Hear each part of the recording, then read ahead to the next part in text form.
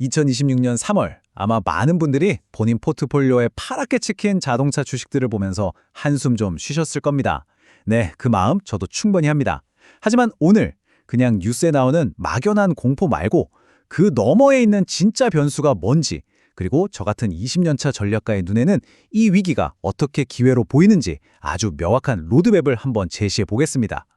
바로 이 숫자부터 시작하죠. 마이너스 17%. 2026년 3월 첫째 주, 딱 일주일 만에 국내 자동차 섹터가 받은 충격입니다. 아마 이 숫자가 여러분 계좌에 거의 그대로 찍혀 있을지도 모르겠네요. 근데 중요한 건요, 시장에 왜 이렇게까지 패닉에 빠졌는지 그 껍데기 아래 숨어있는 진짜 이유를 아는 게 지금 우리가 해야 할 일이죠. 자, 첫 번째 파트, 갑작스러운 폭풍입니다. 지금부터 언론을 막 뒤덮고 있는 그런 막연한 공포심은 잠시 옆으로 치워두고요. 시장을 실제로 움직이는 그 핵심 변수가 대체 뭔지 데이터로 한번 싹 걷어내보죠. 구체적으로 얼마나 얻어맞았는지 한번 보시죠. 기아가 19%, 현대차가 18%, 섹터 평균이 마이너스 17%에 달합니다. 이 차트가 말해주는 건 아주 명확해요. 이건 어떤 개별 기업의 문제가 아니라 중동에서 터진 리스크가 업종 전체를 그냥 무차별적으로 폭격했다는 증거입니다. 실제로 이 기간에 외국인이란 기관이 1조 3천억 원이 넘는 물량을 그냥 시장에 쏟아부었습니다. 묻지마 투매가 나온 거죠. 시장이 지금 스스로에게 들려주는 공포 스토리는 뭐 다들 아시는 겁니다. 유가가 오르고 물류가 막히니까 인플레이션이 다시 살아나고, 그럼 당연히 금리 인하는 물 건너가고 결국 글로벌 경기가 위축될 거다. 딱 이런 도미노 같은 논리죠.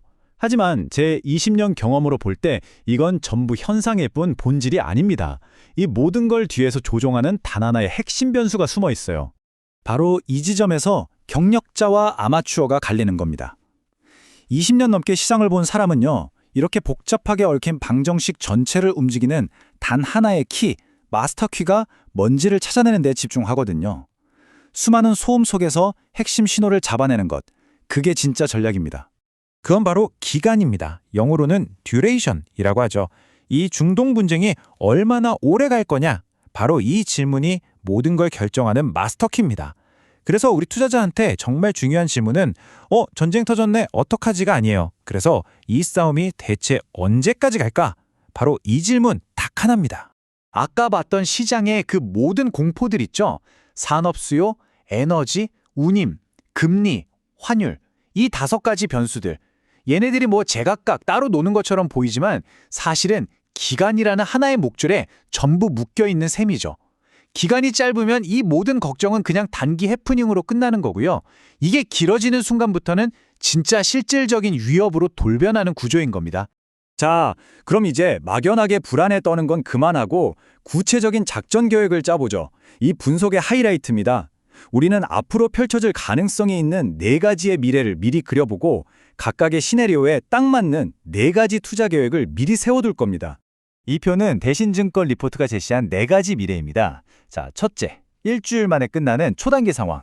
이건 그냥 땡큐 세일이죠.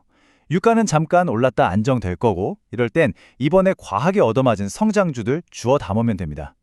둘째, 한두 달간은 단기 시나리오. 이때는 배당주나 실적주 중심으로 방망이를 짧게 잡아야 하고요. 근데 진짜 문제는 여기서부터입니다. 세 번째, 6개월 이상 가는 중기 시나리오. 이때부터는 글로벌 수요가 진짜로 꺾이는 실물 경제가 얻어맞기 시작하는 겁니다. 만약 1년 이상 장기화된다? 그럼 수요 감소는 더 커지고요. 이 단계에서는 정말 보수적으로, 철저하게 저점 매수 기회만 노려야 합니다. 자, 그럼 제일 중요한 질문이 남았죠. 이 4가지 미래 중에 우리는 대체 어디에 무게를 두고 대비해야 할까요? 모든 전략은 결국 확률 높은 곳에 돈을 거는 선택의 문제니까요. 리포트가 내놓은 해법은 아주 영리합니다. 바로 투트랙 접근법이죠. 쉽게 말해서 최악은 대비하되 최선에 대한 문은 열어두자는 겁니다. 핵심은 이거예요. 우리의 메인 플랜은 6개월 이상 가는 중기 시나리오에 맞춰서 허리띠를 졸라매고 준비하는 겁니다. 하지만 동시에 혹시라도 상황이 빨리 해결될 신호가 보이는지 눈은 계속해서 부릅뜨고 모니터링하는 거죠. 이게 바로 변동성 장세를 헤쳐나가는 현실적인 전략가의 자세입니다. 그럼 이제 실탄을 어디에 쏴야 할지 종목을 한번 보죠. 이게 여러분의 실전 플레이북이 될 겁니다. 만약에 운 좋게 단기 해결 신호가 딱 잡혔다? 그럼 시장 반등을 이끌 현대차, 기아 같은 완성차나 낙폭이 컸던 부품주에 집중하는 게 맞습니다. 하지만 우리가 주력으로 대비하고 있는 중기 시나리오가 현실이 된다. 그럼 얘기가 완전히 달라져요. 이때는 아무거나 오르길 기대하면 안 됩니다. 방산 모멘텀이 있는 S&T 모티브나 현대위아, 그리고 어떤 불황에도 버틸 체력이 가장 튼튼한 펀더멘털 깡패. 여기서는 기아를 최선호주로 콕 집어서 얘기하고 있네요. 자, 이제 안경을 좀 바꿔 낄 시간입니다. 단기적인 시장의 흙탕물을 들여다보는 현미경은 잠시 내려놓고요. 이 폭풍우 속에서도 절대 흔들리지 않는 거대한 숲을 보는 망원경을 들어보죠. 이번 위기에도 불구하고 절대로 변하지 않는 우리 자동차 섹터의 진짜 성장 동력은 뭘까요? 이 점은 절대 잊으면 안 됩니다. 중동에서 포탄이 날아다닌다고 현대차 그룹의 휴머노이드 로봇 개발이 멈추는 게 아니거든요. SDV, 그러니까 소프트웨어 중심의 자동차로의 거대한 전환이 멈추는 것도 아니고요. 특히 이거, 기존의 완성차 업체 중에서 유일하게 자체 AI 데이터 센터랑 스마트 팩토리를 둘 다 깔아놓고 있다는 사실. 이게 바로 진짜 장기적인 경쟁력, 아무나 못 따라오는 해자가 되는 겁니다. 지금의 주가 하락을 간순한 위기가 아니라 기회로 봐야 하는 이유가 바로 여기에 있습니다. 이제 모든 조각을 맞춰서 큰 그림을 완성할 시간입니다. 우리는 시장의 공포에서 시작해서 모든 걸 결정하는 핵심 변수를 찾아냈고 미래 시나리오별 대응 전략까지 세웠습니다. 그렇다면 이 모든 걸 관통하는 투자자로서 우리가 가져야 할 가장 중요한 태도는 대체 뭘까요? 바로 이겁니다. 시장은 예측의 영역이 아니라 대응과 생존의 무대다. 미래를 족집게처럼 맞추려고 애쓰는 게 아니라요.